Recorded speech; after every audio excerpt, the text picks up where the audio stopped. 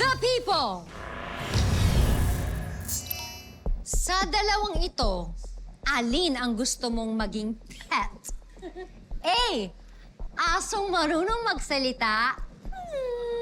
B. Pusang magaling magluto. Your 5 seconds start now. 5, 4, 3, 2, 1. Time's up! Miss Pinky, ano po ang pipiliin nyo?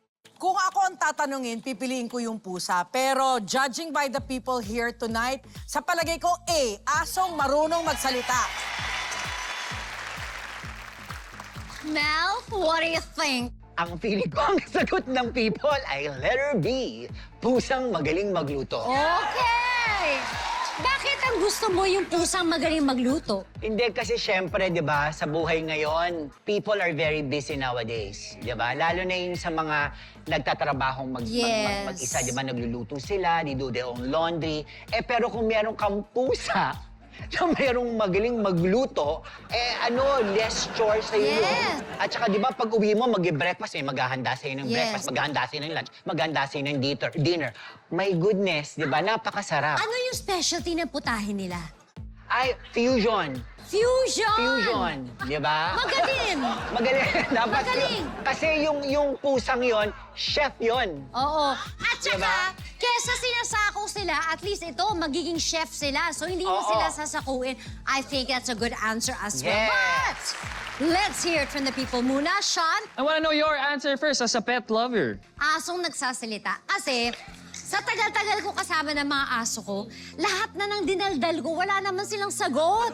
Kaya sana makapagsalita sila para pag wala ako at nagtatrabaho ko, malaman ko din yung chismis sa bahay. Kung may nang-aapi ba sa kanila o hindi.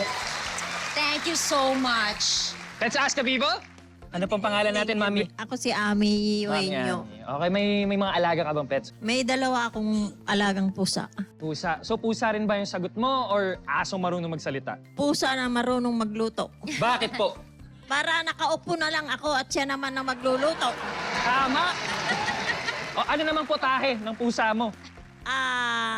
Relyenong bangus. Wow! Oh, thank you so much, Mami Amin. Oh, eto na, Celebrity Peep Joy. Kung ako pipiliin ko yung pusang magaling magluto kasi marunong naman ako magsalita. So, hindi ko na kailangan na magsasalita. Tsaka kilala ko yung mga aso ko. Yung mga aso ko mahilig lumabas. So, baka makipagchismisan pa sa aso ng kapitbahay, mapaaway pa ako. Basta ako, gusto ko yung pusang magaling magluto. Basta hindi siya gala. Tsaka, huwag siya magluluto ng siomay. Pero eto, alamin na natin ang sagot ng people. Heart? The people have spoken at ang sagot ng people ay...